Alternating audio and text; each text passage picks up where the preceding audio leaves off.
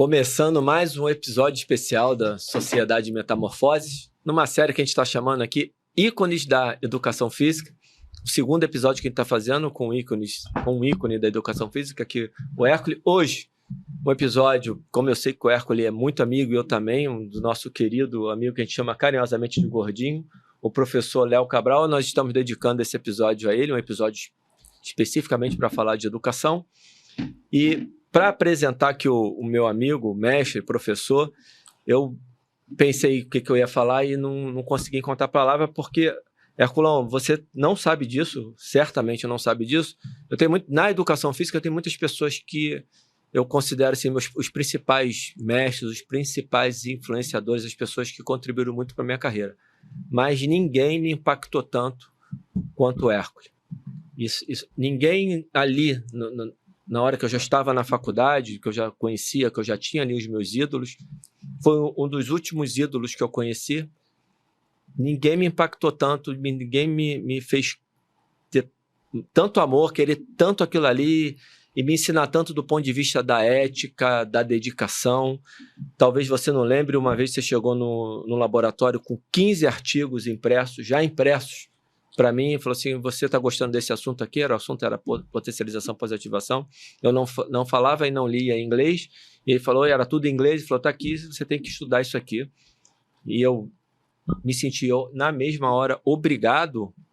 Falei, pô, é o Hércules que está me dando, meu irmão, como é que eu não vou? Eu aprendi a ler inglês por causa daquilo ali.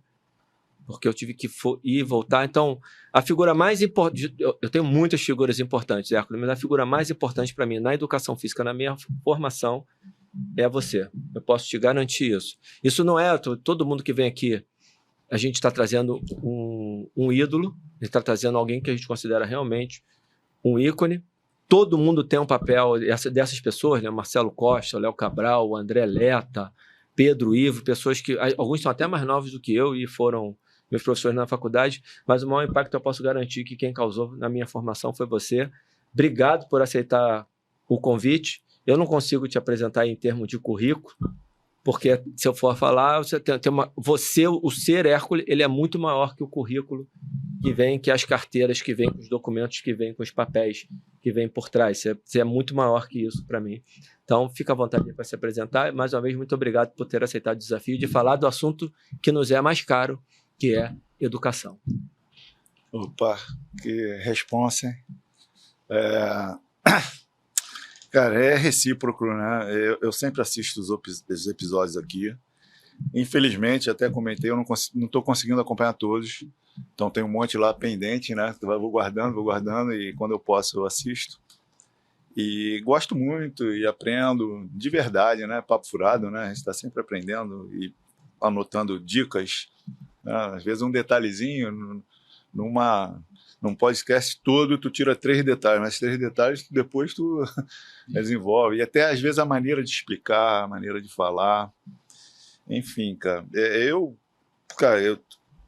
como professor, né, eu tive a sorte de trabalhar junto com o Leonardo Cabral, a quem a gente está dedicando a esse momento. Graças a ele eu fui contratado na instituição. Eu acho que ele é a pessoa mais inteligente que eu conheci na minha vida, isso até no início. Eu não ia muito com a cara dele, porque tu falava um assunto, ele dava o nome do autor, o título do periódico, às vezes até a página que estava o fato, cara. E eu achava, pô, esse cara é muito fanfarrão, não é possível. Mas aí eu comecei a conferir lá e era tudo verdade, estava tudo lá mesmo. O cara tinha uma memória fantástica. E eu passei a gostar dele, cara, quando ele me chamou a atenção num vacilo que eu dei no grupo lá de pesquisa. Eu falei uma coisa que não era para ter falado, ele me chamou no canto e falou, cara, tu tá maluco? Tu falou aí, não devia ter falado, não sei o quê. E aí eu passei a sentir que ele era realmente meu amigo, né? De falar a verdade, né? E o Alan era desse grupo aí que a gente formou lá no início, né, em 2005, do Laboratório de Iniciação Científica, um grupo fantástico, né? É claro que se chegar com 15 artigos em inglês e der na mão da maioria das pessoas, aquilo lá talvez não sirva para nada, né? E vai ficar um monte lá que vai para o lixo, né? Então, a gente tem que saber, né, até onde a corda dá para esticar E aquele grupo lá dava para esticar muito, muito, muito, né? E fizeram trabalhos fantásticos, uma produção muito grande, tem artigo saindo até agora, né? E, sobretudo, um grupo unido e com vontade de aprender, né? Porque é muito difícil a gente ensinar uma coisa para alguém que não quer aprender. Essa vontade de aprender é fundamental, isso é um pré-requisito, que nem sempre vem no pacote inicial, mas pode ser adquirido, né, pelo contexto, né, um grupo bom de amigos, um estimulando o outro, um professor que inspire, né, e dê exemplo, enfim. A gente vai falar sobre educação. Para me apresentar, estou falando depois do Marcelinho, né? Marcelinho arrebenta, né? Eu assisti a live deles, o podcast, né? Praticamente ele falou sozinho do início ao fim, cara. E se tivesse mais uma hora, ele continuava aqui falando, e se mudar o tema também, ele vai falar muito bem. Ele começa falando sempre que é flamenguista, é avô, né? Que é pai da não sei quem, tem feito isso. Eu também sou flamenguista. Eu peguei o gosto, né, por estudar. Quando eu entrei para a graduação, até então eu não estudava muito, eu não era um bom aluno, mas meus pais me colocaram num colégio muito bom, cara, que foi São Vicente de Paulo. E mesmo eu sendo um péssimo aluno ali, eu aprendia bastante, cara. Niterói, né? Não, Cosme Velho. Cosme Velho. Aprendia bastante, cara. Engraçado que eu estou estudando muito neurociência ultimamente, entre outras coisas, cara. Eu gosto muito dessa parte. E eu fui convidado para fazer um pós-doc, né, por 2 orientadores ao mesmo tempo. Eles trabalham juntos. Um deles estudou no São Vicente também e foi expulso do colégio. Olha só, hoje ele é um pesquisador que publica pra caramba sobre a área dele. Ou seja, é possível fazer essa transformação, né? Eu era um lutador, queria saber de treinar e lutar. De repente falei, não dá para estudar muito e treinar muito, eu vou ter que optar. E caí para o estudo, inspirado por alguns professores também, e apaixonado pela fisiologia, que eu fui conhecer na faculdade. Então passei a ser um cara estudioso, e lá para cá não parei mais, cara. Pelo contrário, cara, quanto mais eu leio, eu quero saber mais. E aquele papo, né, de quanto mais a gente lê, mais dúvida aparece, e aí tu vai ler outra coisa, ou seja, é uma corrida que a gente sabe que vai perder. A maioria não sabe, acha que já ganhou. Tem gente que fala assim, na roça é muito, muito comum, assim, na cidade do interior, fala assim, não, já acabei meus estudos. Eu não acabei, não acabo nunca, cara, sou muito, muito ruim. Né? Não acaba nunca, cara. Né? Até porque conhecimento é uma coisa dinâmica, né? O que é verdade hoje, amanhã pode não ser. A gente tem mais maneiras de investigar. E na educação também é assim. Né? Já entrando aqui no tema, e um dos problemas da educação, e não é só no Brasil não, em outros países do mundo também, é que a gente ainda se baseia em autores muito antigos, de 50 anos atrás. E de lá para cá, né, surgiu a neurociência, avançou bastante, a psicologia cognitiva. Então a gente tem muito mais informação do que havia nessa época. É legal continuar estudando esses autores? Sim, legal, mas num contexto histórico, né, da evolução do conhecimento, etc. Como eu assisto sempre esse podcast, né, eu vejo o Amoroso sempre traz um livro cheio de fitinha lá, tudo marcado. Né? Eu trouxe um livro também, que é o Pedagogia do Fracasso. Né? Onde é que dá para ver? Aquela câmera ali. É esse aqui, tá? Que é do Henrique Augusto Torres Simplício e do Vitor Haas. Né? Eu gostei muito desse livro, eu acho que é um pontapé inicial legal para quem quer entender o que está acontecendo com a educação, não só a brasileira, como a mundial. Posso continuar falando? Pode.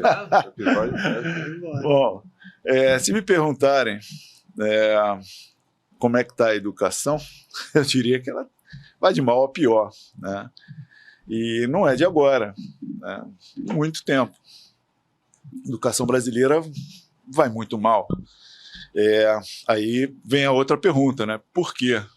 Qual a causa disso? Aí já é uma resposta que dá um papo assim para 20 podcasts, né? 40 chopps, como o Paulo Farinati falava, né? Isso é papo para 40 chopps.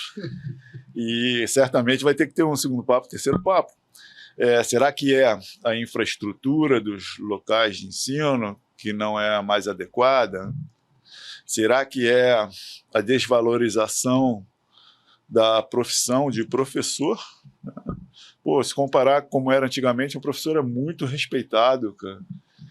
Hoje em dia não é mais. A postura do professor também era completamente diferente, né? Dava para se respeitar. Hoje em dia a gente vê coisas absurdas, né? Essa semana teve a Feira do Livro. Esse nego compartilha, multiplica. A Feira do Livro numa escola, acho que em Realengo, estava tocando, todo mundo dançando funk, mas um funk baixo nível, aqueles de palavrão, cara, fazendo gestos inadequados, e crianças, cara. Pô, que Feira do Livro é essa, cara? Tá muito diferente. Eu só não vi livro ali, não vi livro nenhum. Será que é porque as pessoas leem menos hoje em dia, né, com muita informação de internet, vídeos, etc. Leitura é fundamental, né? Será que os professores de hoje em dia são mal formados? Pô, certamente, cara. Pessimamente. Se a educação não é boa, forma maus profissionais que vão formar futuros, né, profissionais piores, e piores é uma bola de neve que só vai piorando. Então, a formação do professor hoje em dia é muito ruim. Será que é investimento? Muita gente fala, pô, não investe. Eu vou mostrar aqui que não é isso, cara. Não é questão de dinheiro, não. Se a gente comparar, né, o Brasil com outros países, o Brasil gasta muito mais dinheiro. Em relação do PIB, né? Muito mais. Sim, a renda per capita, o PIB. Se comparar com países pobres, às vezes... Investe bastante, investe pesado, dinheiro pesado. Sim, mas o desempenho é muito ruim. Né? A gente pode se basear, e tem o PISA, né, que é feito de tempo em tempo com diversos países, né? O último que saiu foi o 2022. A quantidade de países muda, né? Mas o primeiro atualmente é Singapura, que está em primeiro lugar. Passou Finlândia, já teve em primeiro lugar e tal. E o Brasil não sai, fica ali passeando, sobe uma posição, desce uma posição, mas está muito mal desde o primeiro, ou seja, são mais de 2 décadas mostrando um péssimo desempenho dos estudantes em leitura, em ciências, em matemática, né? E não melhora. Melhorou um pouquinho agora. Sim, o número de países participantes muda, né? Em 2018 foram 79, em 2022 já foram 81.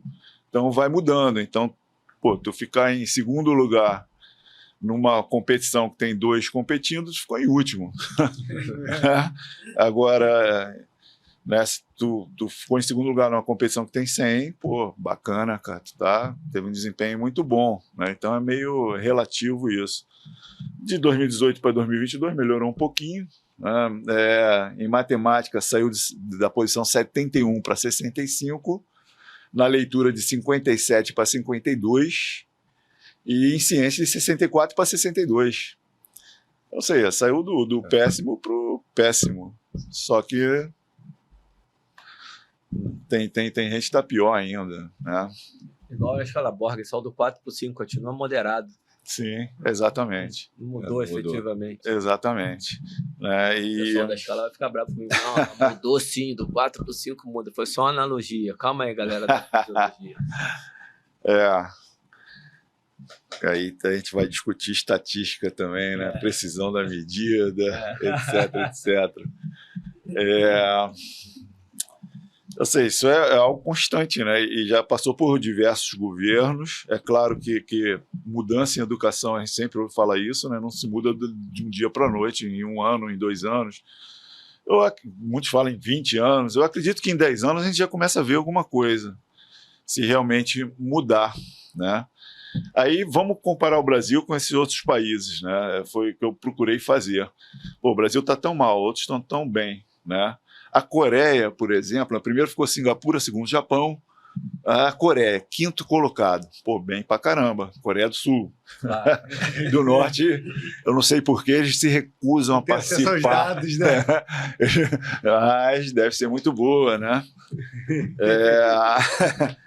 Mas a Coreia do Sul, a quinta colocada. Quem gasta mais por aluno em educação? Brasil ou Coreia? Brasil. Caraca. Per capita, não tem como. Não é Ou seja, Não é absurdo. gasta mal. Não. bem Mal. Isso é certo. Né? Aí vamos analisar o gasto no Brasil. Educação básica. É 1/3 a menos do que nível superior. Então você gasta 3 vezes mais com o nível superior do que com a educação básica. Aí, né, professor universitário, às vezes recebe alunos que mal sabem ler e escrever. E aí, como é que fica? E agora? Já tem um erro aí, né? De investir mais na universidade do que É na o- educação básica. Então é uma pirâmide, contrário, né? é óbvio, né, gente? É tão óbvio isso, né? Mesmo divertida hoje tinha que ser. Isso não é de hoje também, é antigo. Essa Não, inversão sim. já é antiga. Sim, já Já. muda governo, mas nisso aí eles são consistentes. Isso é verdade. Uma coisa tem consistência. Isso aí, Pinta de outra cor, a propaganda, não sei o quê, né? Gasta um dinheirão para mudar a cor, né? Do negócio lá, mas isso aí foram consistentes. É a base da pirâmide, cara. O que é mais importante? A educação básica. Quanto é que ganha um professor de nível superior, quanto é que ganha um professor de educação básica? Ganha muito menos. Pô, mas o que é mais importante? O que envolve mais responsabilidade? Trabalhar com um menor de idade, uma criança que tu vai formar, podendo deformar. Olha só, cara. E muitas vezes acontece isso hoje em dia. Muitas vezes. Né? Tu até se pergunta, dependendo do lugar, se é melhor. Pô, parece um crime que eu vou falar. Mas se é melhor uma criança frequentar aquela determinada escola ou não. Às vezes é melhor ficar em casa. Fica em casa. Dependendo, Para não ser deformada. Isso é gravíssimo, né? Gravíssimo. Na Coreia, o investimento na educação básica é menor do que do Brasil. E o investimento na educação superior, muito menor do que no Brasil, 1/3 a menos, mas é semelhante. Eles investem praticamente a mesma coisa na base e no nível superior. Está em quinto lugar. Né? Vamos ver os cursos, né? A quantidade de cursos que a gente tem. Porque no Brasil, a partir de um dado momento, se começou a ter muito valorização da quantidade, né? Quantidade. Então, tudo é quantidade. Quantas pessoas têm nível superior num determinado ano, aí 5 anos depois, dobrou. Então, melhoramos bastante. Tá? Nada disso, pelo contrário, piorou bastante. Eu digo até, e aí outra coisa que gera polêmica, eu acho que a educação superior não é para todos.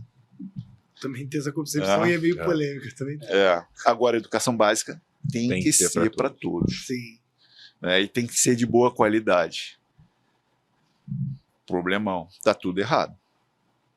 Mas, né, quem forma essas crianças é o cara que faz pedagogia, né? Quem entra no curso de pedagogia? Os piores alunos. São pro acesso, as notas mais baixas. O que precisa para ter um curso de pedagogia? Sala e um professor. É um curso que para montar é muito barato.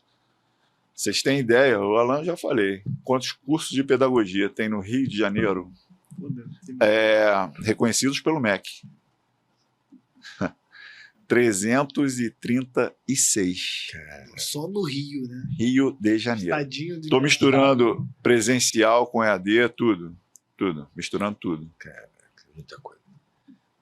Certamente. Todos têm turma. Tem turma fechada, né? mas não são turmas lotadas. Sim, sim. Mas tem aluno, né? E está formando. Dá para salvar quantos desses 336? 10? Talvez não. Talvez não. Ah, mas passa por uma avaliação do MEC. Pô, Mesma coisa que nada. é um teatro. Né? Quantas vezes eu presenciei professor na reunião do MEC, o camarada era de outro campus, né? Aí estava na reunião lá, os livros chegam, faz uma faxina, o laboratório passa a ter equipamento, enfim, fora alguns vieses, né, que acontecem, algumas coisas estranhas que podem acontecer, mas essa avaliação do MEC é nula, é muito ruim, ineficaz, não tem a menor dúvida disso. Né? Educação física, a gente está com 200, eu anotei aqui, trouxe tudo anotado. Aí. Trouxe uma cola aqui, 283 cursos no Rio de Janeiro. Nossa. Isso é uma tragédia, dá vontade de chorar. Dá para ter 10? Eu acho que não. E pior é que, assim, muita gente vai dizer que isso é bom, porque tem muita oferta. A coisa é a Sim, quantidade, a quantidade sim. e a qualidade que ele estava Sim. falando. A Por isso que quantidade tem está dinheiro, ótima, agora a A qualidade... medicina está piorando porque está aumentando o número Sim, de cursos exponencialmente. Está piorando. Exponencialmente. Aí, falando em medicina, né, o próprio Conselho Regional de Medicina de São Paulo fez uma pesquisa e 80% dos médicos não sabiam medir a pressão arterial. Eu vi essa pesquisa aí, cara. Quer dizer, Assustadora. fecha, para. Sempre que eu vou no médico, ele vai medir minha pressão, eu já cruzo a perna. Se ele não falar nada, eu desconsidero depois. Tipo, Nem volta, mas... tem um protocolo, cara. Protocolo que você fazer faculdade, tu decora. Né? Vou lá, tem que esvaziar a bexiga. Tem que estar encostado. Não pode estar como o Alan está, curvado. Não pode cruzar a perna. Protocolo. Vocês já viram isso sendo respeitado? Aliás, né, se a gente for ver muitas consultas, a gente passa até a se envolver mais com a questão espiritual e tudo, né? Porque em 10 minutos, ele perguntando o teu nome, ele já consegue te escanear aleatoriamente e dar até diagnóstico, né? E prescreve. Prescreve o quê? Medicamento. Ué, mas o profissional que estuda medicamento é o formado em farmácia e quem prescreve é aquele que tem uma noção básica sobre fármaco? Será que tem erros acontecendo? Será que tem uma medicalização exagerada? Será que tem o viés da indústria farmacêutica, né, financiando eventos, viagens? Enfim, olha só, cada coisa que eu falo aqui dá para passar um podcast discutindo, né? A fisioterapia tem 117 cursos no Rio de Janeiro. Tá escapando um pouquinho disso aí. O problema é a qualidade, né? O problema é a qualidade. A gente encontra professores que, se tirar o data show, não tem aula. Acabou. E dependendo da pergunta que tu fizer, né, um cara que nem o Alan assim, ele vai chamar para conversar lá fora, tipo, tá querendo me ferrar, né? Eu adoro pergunta que eu não sei responder, cara. E às vezes tu se prepara para responder perguntas muito elaboradas e o cara te faz uma pergunta basicona e tu, caramba, cara. Às vezes o cara perguntou o que era oxigênio. Eu não estava preparado para responder aquilo lá, mas consegui, me safei. Pô, jamais ia imaginar o cara perguntar isso, né? E aí tu se prepara para uma coisa muito elaborada, mas as perguntas básicas, às vezes tu não tem resposta e daí sai até, né, uma ideia para pesquisa, né? E coisas parecidas. Mas, né, a gente viu que dinheiro não falta, cara. No Brasil, cara, não é essa a questão, cara. Questão do dinheiro, aí existe uma péssima gestão. Aí vou dar outro número, né? Só a Universidade Federal do Rio de Janeiro, ela tem um orçamento de mais de 4 bilhões de reais. Isso é muito mais que a maioria dos municípios brasileiros. E aí, cara, tá caindo aos pedaços lá. Literalmente. Literalmente mesmo. Caindo mesmo. Educação física tá sem aula nenhuma até literalmente, né? Literalmente. É uma tristeza. Uma tristeza. Falta dinheiro? Eu acho que falta gestão. Tá, mas não tem gente reclamando que o dinheiro não chegou quando tinha que chegar? Sempre tem, né? Sempre quer mais dinheiro, quer mais dinheiro, quer mais dinheiro. E assim é fácil, né? Tu vê, vamos pegar outro exemplo, né? Municípios do Rio de Janeiro que recebem royalties do petróleo. Dinheiro sobra. Tipo Dinheiro Maricá. sobra. Maricá, Saquarema, onde eu tenho casa. Aí o cara tem dinheiro, tem que gastar o dinheiro. Aí começa saneamento básico, ninguém fez. Porque fica debaixo da terra. Seria a primeira medida a ser feita, para deixar um legado. Né? Aí tu vê, né, palmeiras importadas de não sei de onde, bandeiras gigantescas, tu passa de avião, tu vê a bandeira lá de cima. Será que isso é a prioridade, cara? Né? Então tem dinheiro porque está chovendo ali. Se parar de chover esse dinheiro, pela gestão que tem, quebrou. Né? Se a gente pensar em universidade, aí outra coisa que dá pano para manga. Eu digo que o que é uma universidade? Né? Ao pé da letra. É um lugar onde se discute ideias. Todas as ideias. Tem que ter um pluralismo de ideias. Sim. Universalidade. Universalidade, exato. Né? Da extrema dessa ponta, a extremidade dessa ponta, a extremidade dessa ponta. Todo mundo. Sim. Né? E o que a gente vê nessas universidades? Só tem um lado, elas foram praticamente dominadas por um pensamento. Pô, se eu não posso discutir, cara, como é que eu posso ter uma ideia formada? Como é que eu posso ter meu ponto de vista, cara? É normal a gente ver, vai ter um debate sobre um assunto. Pô, que legal, cara. Lá na PUC mesmo, eu assisti outro dia um debate assim. Pô, legal, tem 6 debatedores. Todo mundo do mesmo lado? Todos eram do mesmo lado. Tem debate, né? Todos eram do mesmo lado. Aqui, né? Mas era sobre a situação lá na Palestina, judeu, não sei o quê. Tinha um judeu, mas esse judeu, ele é a sociedade israelita lá, não gosta muito dele, não. Quer dizer, todo mundo pensava da mesma forma. Que debate é esse? Né? Quer dizer, não existe. E ser público, né? Ser público não é só o público, né? O povo financiar. Não, é o povo utilizar. Né? E ser voltada, né? E direcionada, e tudo em função do quê? Do povo brasileiro. Né? É ele que está pagando, é ele que está financiando. Não tem, dinheiro não vem do céu.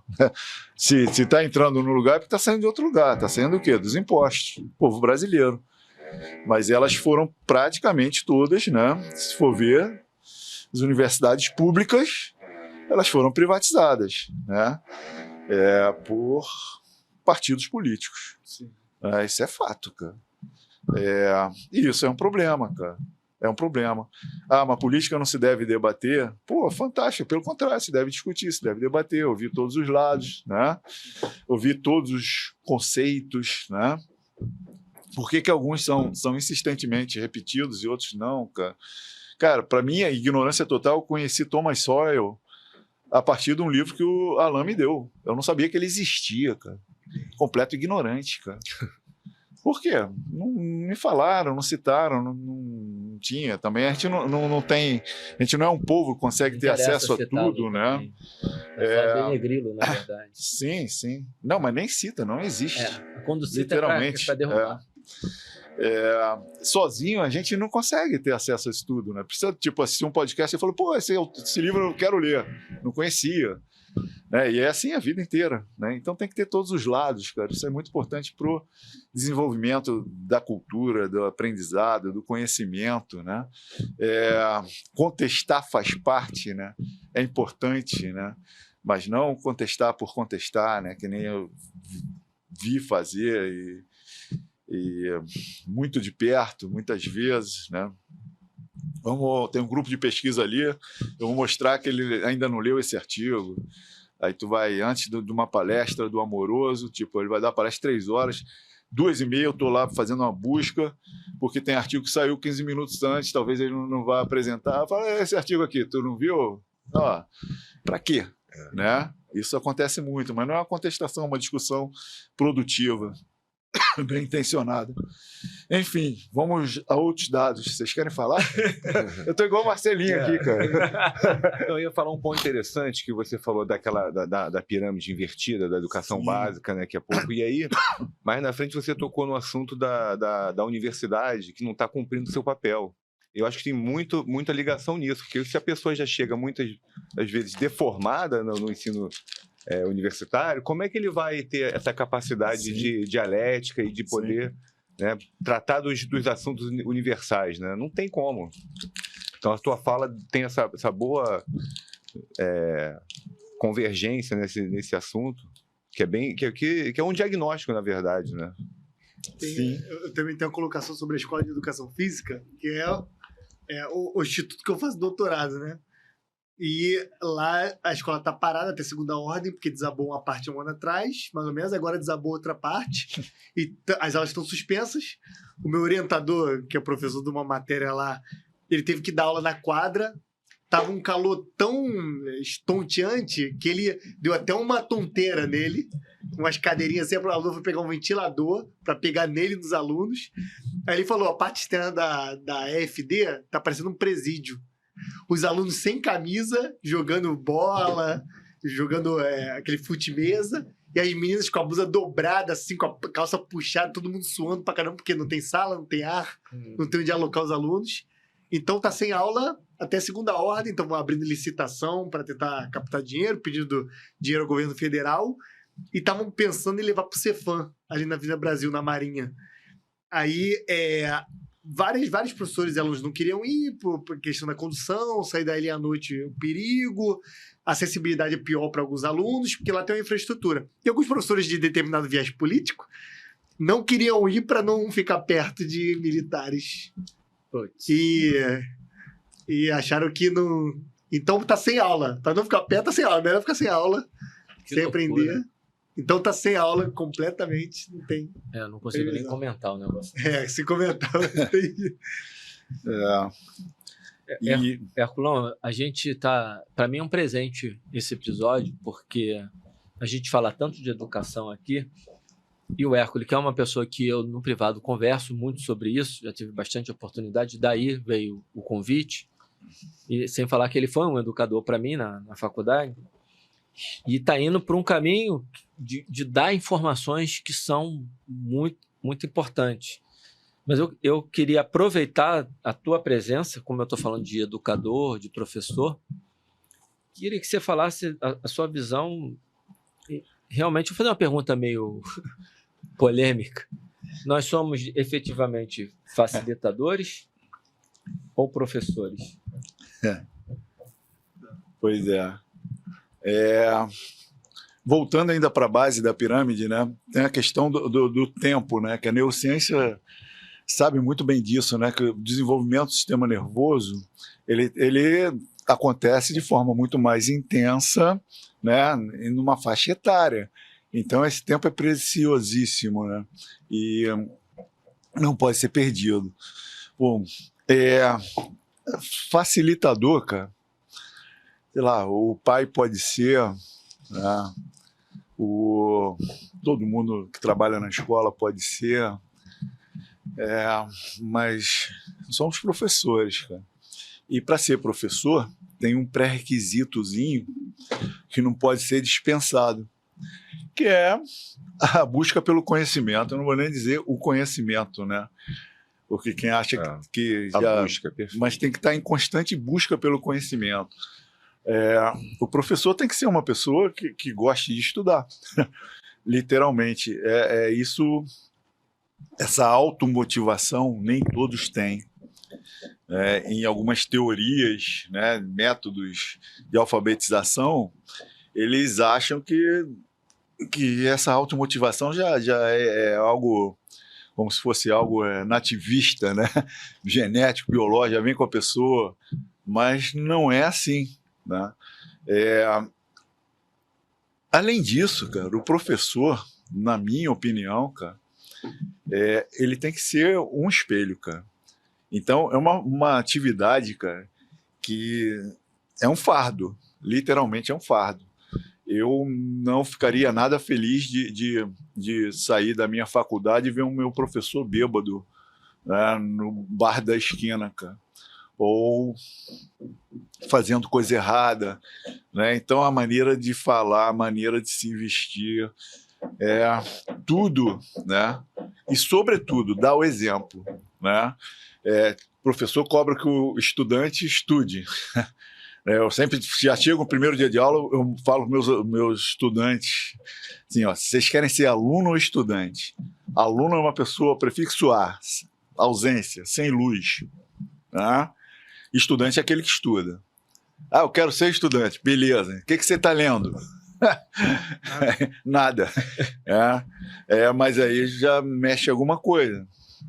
Só lembrando que o Hércules é professor de faculdade. Ele está falando de estudantes. Sim, de universitários. Ou seja, não tem o hábito de leitura. Mas ainda está começando agora, primeiro dia de aula, não tem nada para ler. Como não tem nada para ler? Os livros estão aí, cara. Você não está lendo nada. Nas férias tu não lê nada, tu não gosta de ler. Quantos livros você lê por ano? Quantos livros você lê por mês? Não dá para estabelecer uma meta, não dá para pensar nisso. Bom, mas se o professor não lê nada, ele não pode cobrar do aluno. Ele leia, cara. Tem que dar o exemplo. Né? Um exemplo vale mais que 1000 palavras. Então, é algo que, tipo, eu não posso parar de estudar. Porque senão, de certa forma, eu vou estar fazendo uma coisa diferente do que eu falei para os meus estudantes fazerem, né?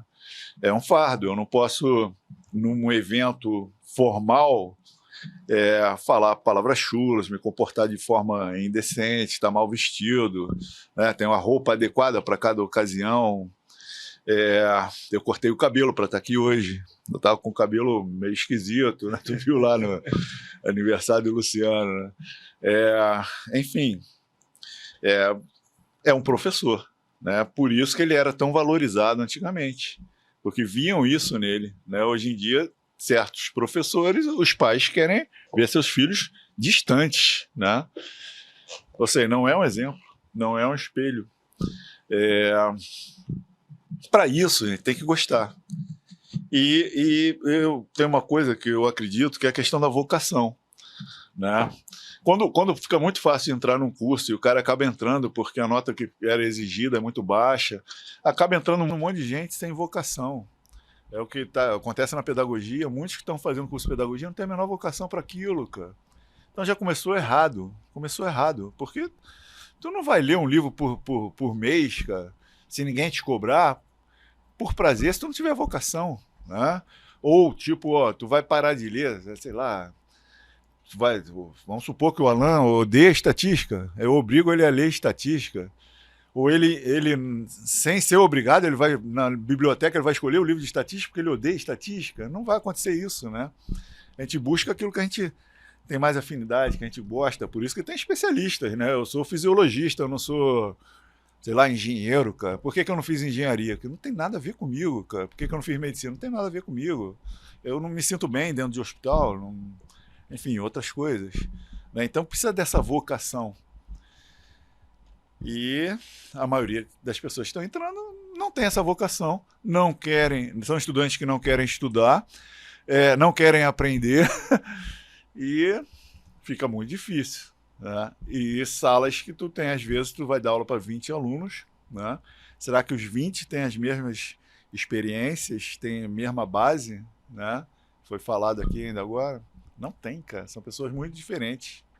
Como a gente resolve isso? Quer falar? Não. Tô falando que eu já tenho que falar. Bom, como eu tentei resolver isso, né? Inexperiente, entrava na faculdade, entrei para dar aula, falar, cara, minha turma tem 50 alunos, eu quero que os 50 gostem de mim, gostem da minha disciplina, passem a estudar isso aqui, né? Comprem livros, se interessem pro resto da vida. Aí no final da história, né? Não atingi minha meta. Eu ficava até triste, cara. Depois eu entendi que não era bem assim, cara. Eu tinha alunos que tinham um potencial muito grande dentro da sala, sempre tem, né? E esses alunos, se ficassem naquela mesmice, eles iam até ficar desmotivados. Alan da vida, André Mendes, Luciano, puxava esses caras, vão fazer iniciação científica. É aqui que vocês vão ter o algo mais, que vai dar, né, essa motivação para vocês estudarem e se aprofundarem, e a gente vai poder o quê? Esticar essa tua corda, né? Porque senão nivela por onde? Não é por eles, é por baixo, vai nivelar por baixo. Uma turma de 50, tem 10 ali que estão podendo muito mais, mas a gente não vai botar no nível dos 10, porque senão vai reprovar 40. né? Tem que ter até um bom senso nisso aí. Então, a iniciação científica foi uma maneira de eu pegar esses grandes talentos, uma coisa que eu acertei, não tem dúvida, é só ver o resultado dessas pessoas hoje em dia. Uns mestres, outros doutores, todos nas suas profissões vivendo dela, o que é muito raro. Hoje em dia a gente vê as pessoas se formam porque acha que ter um diploma de nível superior é uma grande coisa na vida, né? Não, tem meu diploma, não sei o quê, bota na parede lá. E aí não vai exercer a profissão, porque é muito ruim, não sabe nada. E às vezes bota até a culpa na profissão. Não, escolhi a profissão errada. Não, cara, tu não se dedicou, tu não estudou. Tu não tem vocação, tu não gosta disso, como é que podia dar certo? Não tinha como dar certo. Se tu fizesse um curso técnico, né, se tu fosse um bom eletricista, tu ia ganhar muito dinheiro, uma profissão importantíssima. Não existe profissão mais importante que a outra, né? Não, o gari tá varrendo lixo, não tem pô, cara, faz uma greve da Conlurb aí para ver o caos que é a cidade, né? Pelo amor de Deus, todas as profissões são importantes, né? É aquilo, a maioria não quer, não tem propensão a nada, né? Não quer nada. Sim. Você não gosta dela, então não gosta de nada, né? Não gosta de nada. Aí, pô, tu me deu aqui um dado bem legal aqui, ó. O analfabetismo no Brasil. Vamos ver como é que tá. Tem pessoas analfabetas no Brasil? Primeiro que eu acho que isso é subestimado, assim, né? Porque se tem gente que chega na universidade e não sabe ler e escrever, onde é que ele se enquadra aí nessa pesquisa, por exemplo, da PNAD, né? É a Pesquisa Nacional por Amostra de Domicílios por Telefone. Bom, mostrou o seguinte, ó, analfabetismo. Em 2019 era 6,1%, 2022 5,6%, é uma melhora, mas é aquele negócio, né? Sai do péssimo para o péssimo. Hoje eu estava lendo o IBGE falando que tem 11,4 milhões de analfabetos. No Nordeste a taxa é muito mais alta, corresponde a 11%, 11,7%, e mais baixa no Sudeste, 2,9%. E um dado importante em cima disso. Na idade de 15 a 29 anos, no Brasil, 20% não trabalha e nem estuda. É o nem. Porra, cara, qual o futuro que esse país vai ter? São dados oficiais. Para mim, hiper subestimados. Muito maior. E o analfabetismo funcional, o que é aquilo? O cara sabe ler e escrever, mas não entende, né, o texto e não faz nenhuma operação mais aprofundada, cara. Lê, escreve e não entende. Não adianta nada. Os dados, 30% da população também. Eu vejo pessoas com diploma de nível superior analfabeta funcional. Não são poucos. Não são poucos. Eu acho isso uma catástrofe. Porque não tem filtro, cara. Não tem filtro. Qual é o filtro para tu entrar numa faculdade hoje em dia, cara? Nem na medicina tem mais. O filtro é o dinheiro, que é caro, né? Mas daqui a pouco isso aí vai ser resolvido. Também vai entrar sem dinheiro, com uma bolsa, com uma cota, com uma Paraguai, coisa. Paraguai, na Rússia, na Argentina. Bolívia, né? São cursos maravilhosos, vale a pena ir para lá estudar. A questão polêmica que você falou no início, que a faculdade não é para todos, se encaixa nisso aí, porque também a coisa está sendo criada para que todo mundo faça a faculdade. Você tem todo mundo fazendo. Sim. Você não quer dizer que está todo mundo se formando, todo mundo virando profissional. Sim. Isso realmente é polêmico. Isso dá um outro podcast da discussão, porque você tem aí um monte de gente com a chancela para fazer merda. Sim. A verdade é essa. Exatamente. E aí, às vezes, né, dá o azar que eu estou falando assim para humanidade, né? Esse cara vai exercer a profissão, né? Aí, imagina, né? Um prédio às vezes cai, né? Tu não entende como esse prédio caiu do nada, cara. Uma obra, outro dia eu estava vendo, o cara estava tirando uma coluna do prédio, estava tapando a visão do apartamento dele, cara. Prédio grande pra caramba, ele morava no 6º andar, prédio de 20 andares, o cara tá tirando a coluna. Quer dizer, as pontes caem. Antigamente não caía tanta ponte assim. O que aconteceu? Melhorou? Melhorou. A formação tem mais conhecimento hoje em dia. Mas tem um pessoal aí que está, né, deformando, destruindo e exercendo. Eu tenho um exemplo clássico de um aluno meu que era presidente do conselho de uma multinacional de construção. E no boom imobiliário que teve, se eu não me engano, acho que foi 2008, 2009, construções, e aumentou muito o fluxo. Ele falou assim, estamos tendo que trazer engenheiros de fora, e mesmo assim, eu confio mais no mestre de obra do que no engenheiro. Isso é uma catástrofe. O mestre de obra é aquele cara que está ali, né, cara, na experiência do dia a dia, e aí na hora de resolver um problema, fala, cara, eu vou conversar com o mestre de obra que ele fala, isso vai dar merda, dinheiro. Cara, É foda, né? Pois é. Catástrofe. Enfim, cara, tem muito pano pra manga aí pra gente discutir, né? Pô. Então a gente viu lá, a gente foi unânime aqui em aceitar que a base da pirâmide, né, a educação básica é fundamental, é mais importante, é o que vai dar sustentação para tudo, né? E aí existem métodos de alfabetização também, isso é importante a gente discutir, né? Métodos com base científica e métodos que já, né, se verificou que são cientificamente ineficazes. Tem meta-análises mostrando isso, tem muito estudo mostrando isso, né? Então, o método fônico é o mais eficiente para alfabetizar e faz isso em muito menos tempo. Isso é ciência, cara, neurociência. Né? Eu não acho. É o que está mostrando aí a literatura. E por que ele não é adotado plenamente? Porque o outro método, além de alfabetizar, faz outras coisas, às vezes, né, que interessa aí por questões políticas, né, que, cara, ideologias que acabam prejudicando mais do que ajudando. Mas tá, beleza. Como é que a gente faz para todo mundo adotar o método com mais base científica, um método fônico para alfabetização? Em 2019, se criou lá Política Nacional de Alfabetização. O Carlos Nandalim. O Carlos Nandalim, que era o coordenador dessa política. Em que se adotava o método fônico, passaria a se adotar. Isso foi adotado por todos os municípios? Não. E como é que tu vai controlar isso também? Se eu sou o professor e se eu não vou adotar, eu quero esse outro aqui. Como é que se controla isso? Muito difícil, né?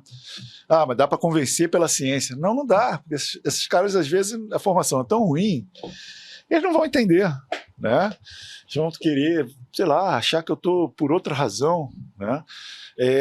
Os municípios, né, a maioria dos municípios brasileiros, eles são pobres, muito pobres. E aí se criou o tal do Fundeb, né, que financia a educação nesses municípios. 2/3 do que é gasto em educação básica nos municípios é financiado pelo Fundeb, que vem do governo federal. E desse Fundeb, o valor, 70% tem que ser gasto com o salário do pessoal envolvido ali. Tentou se vincular isso aí. Se não adotar o método científico, vamos parar de enviar dinheiro. Teve lugar que preferiu não receber o dinheiro. Caramba. Aí tu vai ver os índices, né? Os índices que nós temos desses lugares, por si só, para uma pessoa que pensa, fala, pô, cara, tá dando errado, eu tenho que mudar o quê? Minha estratégia, cara. Pô, tô escalando o Alan como centroavante do meu time há 20 jogos, o cara não faz um gol. Seria isso mesmo. Fez 2 gols contra ainda por cima, cara. Perdeu 8 pênaltis.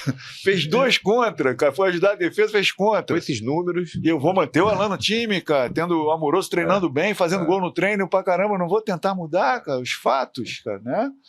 Cara, tá dando errado. Tem que mudar. Tem como mudar? Tem, se apresentou lá. Tem os números, tem a ciência respaldando. Mas teve lugar que não mudou. Então a coisa é muito mais complexa, né, do que ter conhecimento ou não, né, envolve outras coisas. A evidência, a realidade que se apresenta naquela camada que ela está se apresentando ali, ela parece que não tem... É como se ela não existisse. É uma ignorância, né? Ignorar definitivamente a realidade que está se Os apresentando fatos. ali. Os O fatos. fato. Não tem nenhuma importância o fato.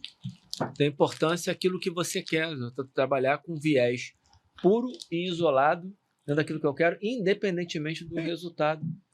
Ou até com em alguns casos pode até ser que seja uma ilusão, uma inocência, uma ingenuidade de achar que vai acontecer em algum momento. Que o pessoal chama de romantismo, né? Educacional. Existe isso? Existe, sem dúvida. Pessoas muito bem intencionadas, né, que acreditam, né? Uma questão de fé quase. Mas, cara, essas pessoas têm que abrir a mente em algum momento, né? Tem que ouvir. Por isso que é importante o debate com opiniões diversas, né? Lados opostos, né? Ouvir e pensar. Pô, faz sentido. Faz sentido. E dentro desse romantismo educacional tem um monte de mito, né, que foi criado, cara. Pô, aos montes, né? Eu vou falar alguns aqui, ó. É contra o ensino instrucional, né? Ou seja, o professor conteudista que passa conhecimento. Não deve ser assim, né? O aluno, ele mesmo deve ser o agente da própria transformação. E, pô, beleza, eu vou passar o resto da minha vida, cara, eu nunca vou desvendar o teorema de Pitágoras, cara. Eu não vou chegar lá. Agora, se o professor me passar isso tudo, me der uma base boa, eu posso até lá na frente, até Dá um passo. e falar que estava errado, criar uma nova coisa, dar um passo, mas essa base, cara, não, vai ser a partir da própria experiência do aluno. Pô, mas baseado na minha própria experiência, eu não preciso nem ir para a escola. Porque a escola é justamente para o quê? Eu ter experiências novas, aprender coisas novas. Já foi na Austrália, Amoroso? Fala alguma coisa sobre a Austrália aí. Sei só que tem marsupial, tem uma geografia, alguma coisa aí. Falamos aqui sobre a Coreia, Singapura. E aí, cara? Mas baseado na minha experiência pessoal, Austrália não existe. Né? Ou seja, como é que eu vou ter essa limitação? Mas tem que falar, né? Ou seja, o professor é um facilitador. E se for um professor conteudista... Dificultador, né? Muitas vezes. Na maioria das vezes. Ele vai ser um opressor. Quer dizer, eu sempre fui um professor opressor. E meus alunos, não estudantes, eram os oprimidos por mim. Caramba, cara. Pô, se eu acreditasse nisso, eu ia até me sentir mal. Eu acho que essa pergunta que o Alan fez, né, que somos professores ou facilitadores, eu acho que o facilitador cabe dentro do professor, mas o contrário não é verdade. Claro. Entendeu? Então é uma coisa que é quase uma pegadinha. Facilitador, peraí, meu amigo, tudo bem. Dentro da minha profissão, eu como professor, eu posso ter momentos de facilitador. Sim. Porém, Sim. é o que você falou, dentro de uma base, pô, tem que ensinar. Aí depois eu posso deixar ele caminhar, aquilo que você tira a bengala, vamos ver. Sim, já tá voando mais sozinho, né? Exatamente. Tem uma hora que tu tem que empurrar o passarinho do ninho para vai voar, meu. Né? É triste, né, às vezes, mas é hora de falar, voa, meu, vai. Né? E aí tu fica observando. De repente tu chega junto lá. Eu faço isso direto, cara. Eu sou meio mamãe águia. Enfim. Sei lá, os meus ex-alunos são assim, uma joia preciosa. Eu não esqueço. Como filho. Valorizo mesmo. muito. Filhos. E quando eu vejo ir pro lado errado, cara, tipo, é como se cortassem um pedaço do dedo. Né? Fazendo pesquisa e manipulando dados, botando o nome de quem não participou, as coisas erradas, antiéticas, me deixa muito triste, cara, mas sempre eu acho que a pessoa pode se transformar. Mas outros mitos, ó. O saber deve ser construído pelo sujeito, ou seja, tipo o aluno, né? E aí, só, voltando ao que acabou de ser falado, o que o Amoroso falou, às vezes é bom o professor ser um dificultador. Dificultador. Fala, tipo, criar um problema. Para fazer essa análise estatística, eu tenho que comparar esse é o teste T. Aí, professor, como é que eu faço? Amanhã tu vai dar uma aula para mim sobre isso. Vou te dar uma dica. Se tu procurar, tem vídeo explicando. Aí o cara foi lá e descobriu fazer uma espécie. Meus alunos de C todos sabiam fazer um teste T. Na boa, eu aprendi isso no mestrado, ninguém me ensinou. Então tu dá uma dificuldadezinha também, um desafio, né? Também é legal. E esse mesmo papo de facilitador, quando eu fiz faculdade, era outro. Era o educador. Não sou professor, sou um educador. Não, educador, cara, o porteiro da escola, ele pode ser um deseducador.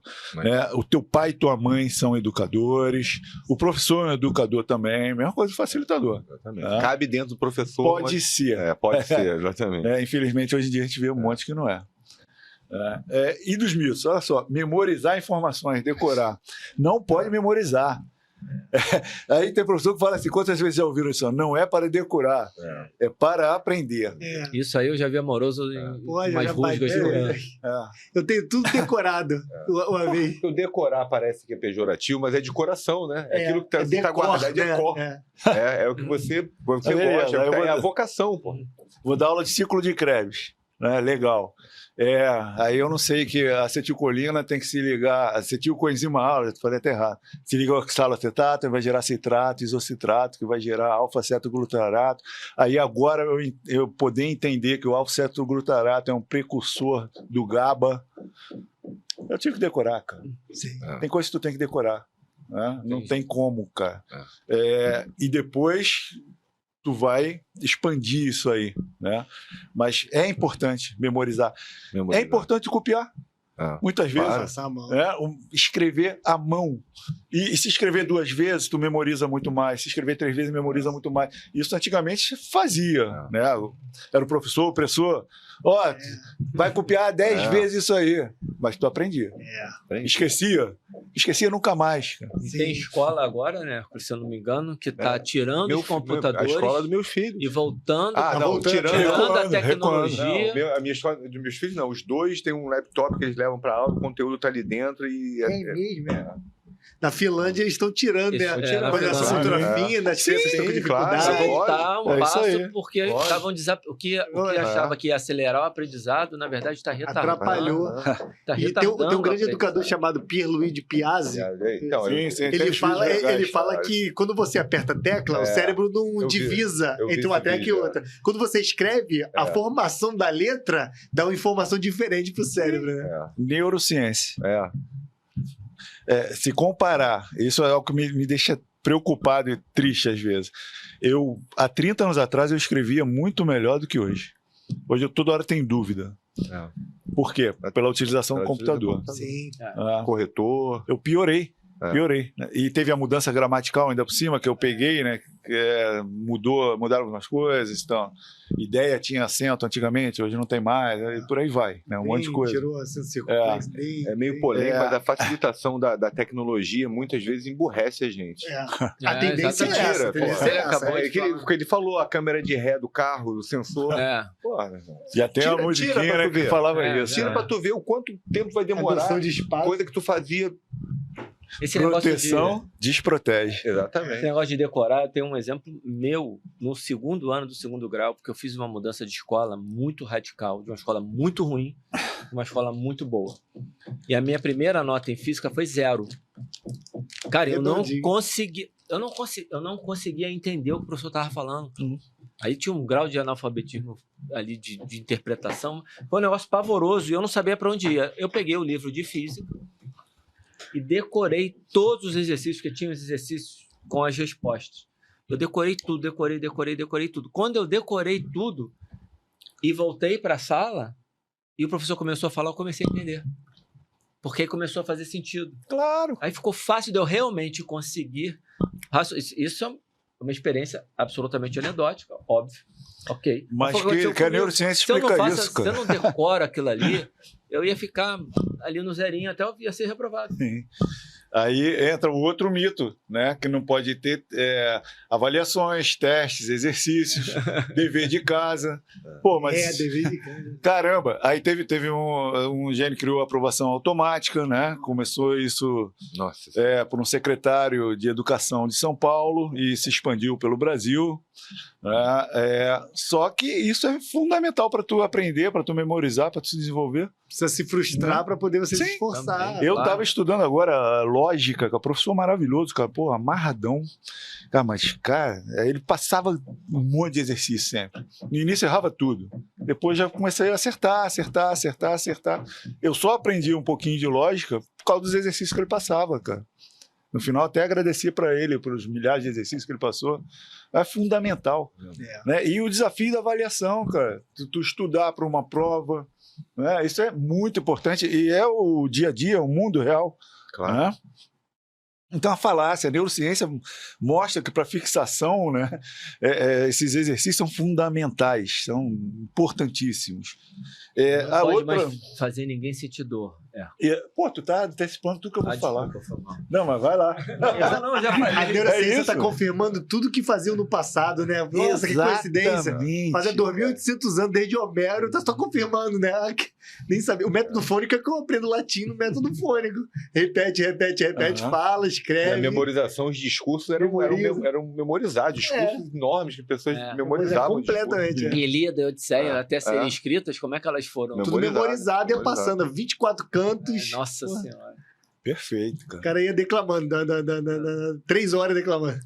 A gente não pode deixar de considerar que esses conhecimentos, né, de neurociência, psicologia cognitiva são bem, sim, das últimas décadas, né? Então, há 50 anos atrás, né, os autores de alguns métodos não tinham essa informação, né?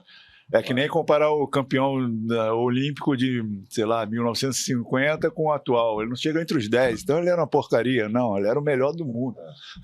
Só que não pode fazer essas comparações em tempos diferentes, né? Tu vê que apesar de não ter ciência, assim, no começo da Era Moderna, com os jesuítas, desde a fundação, né, da Companhia de Jesus, eles foram vendo as educações, o que não dava certo, tinha congressos, iam comparando, iam por dialética, o que dava certo dava errado. Eles chegaram num ponto que é mais ou menos o que a neurociência hoje corrobora, um nível educacional tão grande.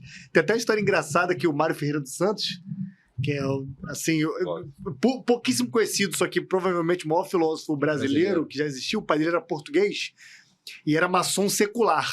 Ou seja, ele era contra a Igreja Católica. Só que na hora de botar na escola, ele falou: ô Mário, você vai para a escola jesuítica. Apesar de eu ser judeu secular, ser contra eles é o melhor ensino que tem. Tu vai para lá, o cara virou um animal, né? Nem todo que a gente vai estudar lá vai ser um animal. Mas ele virou um animal. Se fosse botar na escola secular, talvez não fosse Talvez tão... tivesse travado a travasse genialidade ele. dele. Exatamente. Perfeito. Perfeito, cara. E aí é importante as pessoas terem essa humildade de... não, eu fiz até agora assim, mas a partir de agora eu vou fazer diferente, porque eu aprendi diferente, surgiram novas evidências, né? No futebol, eu fui preparador físico, eu alongava todo mundo antes do jogo, alongamento estático. Hoje eu não faria a mesma coisa, cara. Mas, cara, eu não alongava em 2023, em 2024. Eu fazia isso há muito tempo atrás, todo mundo fazia isso. Né? Enfim, pegar lá o Ramon e Cajal, né? Ele ganhou o prêmio Nobel porque ele falou 3 coisas. Uma das coisas que ele falou é que não existia continuidade entre as células nervosas. Ele falou que tinha uma fenda sináptica, né? Um espaço ali entre eles.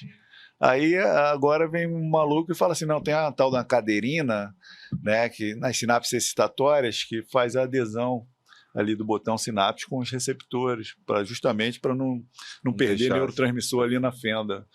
E quando é sinapse inibitória, tem uma neuroligina que faz esse papel. E aí, vamos caçar o Nobel do cara lá, né? O Nobel do cara. É Nobel, certo falar, né? Eu nunca me esqueço disso por causa do Enes. Sim. Não é Nobel, Né? é Nobel. E isso tudo já estava lá, né? Só que já estava lá na realidade, só que foi o tempo, teve que... Sim. Hoje a gente enxerga muito mais e mais e mais e mais, covardia comparar, né? Mas, tipo, se eu for dar aula agora, eu falo, mas não é bem assim, isso aqui hoje a gente já sabe que é diferente, tem que mudar, né? Então adequar, tá aí, a informação tá aí, tá dando tudo errado, a gente tem como mudar e melhorar, alfabetizar de forma mais rápida, mais eficiente, tem como melhorar um nível superior. E para isso o MEC tem que fazer o papel dele de fiscalizar e tem que fazer o quê? Sair fechando um monte de curso. Hoje é o momento de sair fechando. Mas vai gerar desemprego? Cara, sinto muito. Fazer o quê, cara? Mas Então vão ficar menos universidade e, teoricamente, aí também seria... pensar muito romantizadamente, os melhores professores iam para essas poucas universidades. Mas não, vai ter o cara que é amiguinho, que já está lá, e não sei o quê. Vai ter professor bom desempregado também? Vai. Mas não pode ter universidade que deforma. Não pode ter. E que não faz o seu papel. Isso não pode ter. Eu acho isso gravíssimo. Se for público, então pior ainda, porque é a gente que paga, né? Nós estamos pagando, pô. É inaceitável, cara. Tem um papel, um dever com o país muito grande, cara. Enfim. Mas o grande desafio, além desse, né, não é mais, né? Tem o grande desafio além desse, que é o desafio da educação básica que você mencionou. Sim. Que a pirâmide está invertida. E que eu não vejo, Hércules, eu não tenho uma esperança de curto prazo de solução, não. E aí teria que ter uma mudança muito radical para poder... Essa pirâmide invertida que o Hércules falou do método fônico, né? Que eu falei, o Carlos Nadalim, eu não sei se foi ele, né, o percussor, deve ter vindo, mas eu sei que desde 2012, ou até antes, ele trabalha ele defende o método fônico. Não sei se nem antes da neurociência comprovar isso, não sei quando é que foi essa comprovação, mas é curioso que ele era advogado e a mãe dele tinha uma escola de educação básica. E aí teve um problema com a mãe que ele foi obrigado a assumir a escola. E a história dele descobrir o método fônico foi aí. Ele falou, bom, agora... E que encosta com o que o Hércules falou no final, que é a busca do conhecimento. Ele estava ali e falou assim, bom, agora eu tenho que buscar um conhecimento, né? Porque eu vou ter que educar essas crianças, como é que eu faço? Aí ele fez o método fônico e pegou algumas coisas da educação, das artes liberais, da educação clássica. Botou as crianças para decorar poema, escrever. Cara, não preciso nem dizer que a escola... Não tem como dar errado. A escola fez assim, e aí ele foi, abriu outra, fez consultoria... E ele foi chamado para o governo para coordenar e ser o mentor desse projeto. Então você vê, da onde que surgiu isso? O cara buscando conhecimento honestamente, verdadeiramente. E a ciência mostra depois. Normalmente é assim que acontece. Exatamente. Né? Exatamente. Na prática, exatamente. A gente verifica algumas coisas. Voltando à questão da dor, né? A educação tem que ser algo prazeroso, alegria, festa, vamos brincar, se divertir. Cara, não é assim, cara. Quando a gente senta para estudar de verdade, se tu passar lá 1, 2, 3 horas, cara, tua cabeça sai fumaça, cara. Sai cansado. Cansado fisicamente, né? Você estica coluna. E tem que parar, né? Fazer a gente sabe muito bem disso, né? E depois voltar. Então, não é assim. A partir de um dado momento, até pode passar a ser, né? Tu curtir, aprender, tipo, eu leio esse livro aqui com prazer, cara, né? Mas ninguém tá me cobrando também, não tem cobrança, é algo que já automatizei, já passou a ser inerente, né? Mas no início, principalmente, cara, é algo que exige disciplina, existe força de vontade, determinação, né? E que vai gerar cansaço, vai gerar algumas decepções, frustrações, né? Não vai conseguir entender tudo, vai ser melhor, vai ter mais facilidade para um lado, menos para outra. E aí o grande desafio, né, dos professores é essa diversidade, né, de pessoas, enfim. Então esse é outro mito, outra balela, né, que também ainda tem gente que repete isso, né? Não, vai ser através do lúdico e não sei o quê. Pô, tinha professor na faculdade que só tinha lúdico. E aí, o conteúdo dessa disciplina aí? Passou 6 meses, tu não tem uma página. Tá gostoso, tá relaxante. O meu cara tem o... Pô, professor aqui, acabou o caderno, não sei o quê. O cara, e aí? Não tem uma página. O cara só conta piada, conta a vida dele, não sei o quê, todo mundo se diverte. Prazer pra caramba. No final dá nota boa pra todo mundo, não se finge que deu aula, outro fingiu que teve aula, e assim vai, né? Você finge que me paga, eu finge que trabalho. Pois é, muitos querem isso. Muitos querem isso. Eu digo que até hoje, pelo menos pra mim, o processo de aprender alguma coisa ainda é dolorido. Muito. Coisa nova, então? Pô. Essa parte de bioquímica, né? Quando fala, pô, eu vou na onda, cara. Eu tenho facilidade de aprender esses nomes malucos aí, que é tudo cabinina, mas vai lá, na minha cabeça vai. Eu memorizo. Agora, para muita gente, é muito difícil. O prazer vem, sim, quando a gente aprende e ficar entendido e tal. Posso falar sobre isso? Isso dá prazer. Isso para mim, pelo menos. Mas o momento do aprendizado ali, ele é dolorido. Bom, é aquela coisa que a gente fala, que é então, de educação, que o prazer do estudo ele normalmente vem depois. Que é diferente de uma torta de chocolate que você come na hora. E em compensação, a torta de chocolate você come, muitas vezes depois vem a culpa, vem um negócio assim. E o estudo não, né? A educação. A culpa é o que menos prejudica na torta, né? Aí vem a obesidade, aí vem o diabetes, aí vem. É o concupiscível e o irascível, né? Parecido com exercício, né? Quem tá começando também, né? Na hora, mas merda. Mesmo depois. Tem dias que você fala assim, cara, não tô afim de fazer isso. Você já tá treinado. Tu vai, cara. Não vou, mas não vou perder. Pô, vou lá. Tem que ir pra não perder essa sequência. Pô, tô melhorando, tô. Não pode falar força de vontade. Força de vontade não pode. Eu for mal, desculpa aí. Tem um monte de palavra proibida hoje em dia, né? Estranho isso. É igual quando perguntaram pra gente, né? O que deixa pra inteligência artificial e o que deixa pra memória? Eu falei, tudo pra memória e nada pra inteligência artificial. É só um método de consulta ali pra você ver. Aí, engraçado que a minha esposa tá trabalhando no home office lá. Aí a pessoa, faz pelo chat GPT. Aí ela botou lá o prompt, saiu um monte de palavra repetida. Eu falei, o chat GPT é analfabeto funcional. Eu já corrigi várias coisas. Prolixo, palavra repetida. Muito ruim ainda, tá muito. Tem estudiosos que falam que, tipo, o celular é uma extensão da nossa memória. Então, tipo, antigamente a gente decorava números de telefone, por exemplo. Hoje em dia eu mal sei o meu. Hoje, a gente, essa área que estaria ocupada com esses números, está aqui, que é a extensão da minha memória, e eu posso usar isso para outras coisas. Aí não usa pra nada, não usa pra nada. Usa pra passar vento. Tem um HD externo, mas o meu interno tá ruim. Não é porque tá cheio, não, né? E, Herculão, te fazer uma pergunta aqui. A gente não fez pauta, tá, pessoal? Não tem pauta, então o Hércules trouxe os dados para vir apresentando e, eventualmente, a gente está fazendo algumas intervenções. Tem uma coisa que, a mim, isso não sei se é uma colocação para ouvir você falando sobre isso. Uma coisa que a mim preocupa um pouco, que eu tenho visto muito, vou repetir a palavra preocupação, uma preocupação de algumas pessoas em aprender como lidar com a IA, a inteligência artificial. E não aprendeu a lidar consigo próprio. Não aprendeu a lidar com todas as nuances da relação humana em si. Está achando que o problema está em se relacionar com a IA.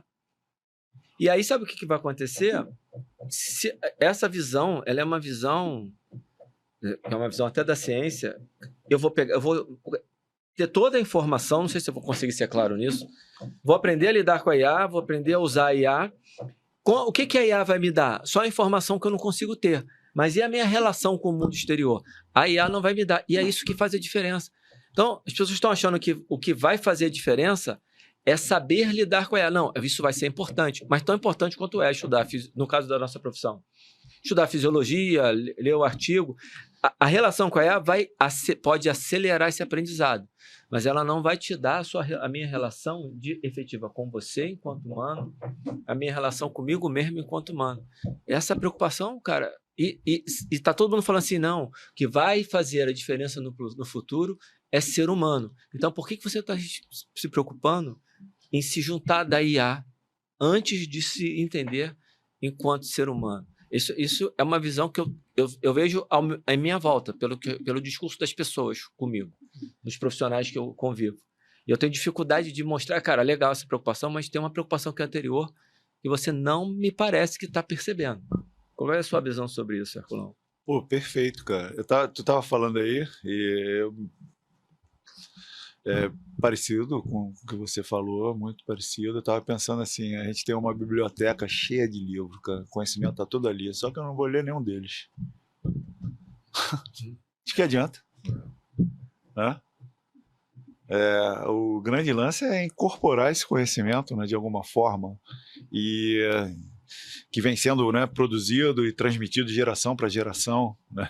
Por isso que é importante a gente nunca partir do zero, né? Tipo, pô, eu vou ter que descobrir as coisas que já descobriram, cara, tudo de novo, cara, não vou sair, não vai andar para frente o negócio, cara, né? O professor não pode me ensinar nada, eu tenho que descobrir, eu vou perder um tempo aqui, não vou descobrir, provavelmente, e não avança, né? Então, essa passagem de conhecimento os livros é fundamental, né, cara? A leitura, por que a gente passa a ler, a gostar de ler? Lendo, né? Então, isso tem que ser estimulado. É fundamental que as pessoas leiam livros clássicos, para começar, né? E aí tem um movimento para não se ler mais os livros clássicos e passar a ler livros escritos mais por mulheres ou mais por não sei o quê, né? Enfim, pô. A qualidade porque os clássicos eles estão ligados a um grupo dominante, ultrapassados. Pô, mas é fundamental a gente conhecer os clássicos, cara, em todas as áreas. Moroso que eu diga, né, mano? É igual os filósofos, né? Tais filósofos, a maioria tem uma etnia tal. Não vamos... Porque a etnia dominante, é imperialista, eles tendem a impor certas coisas. E mesmo os que você, a princípio, né, já tem uma ideia preconcebida que tu não gosta, tu tem que ler, cara. Exatamente. Isso é muito estranho, porque a pregação não é da diversidade, mas começa a dividir. No discurso. A contradição na base, né? Começa... E a questão da leitura, cara, eu acho assim que é um fator para você identificar que a nossa vida individual é limitante. A gente tem uma limitação de aprendizado. Então, os livros são justamente para as vidas que a gente não consegue. A gente não consegue ter pela nossa limitação constitutiva nossa mesmo. Então, os livros servem para isso.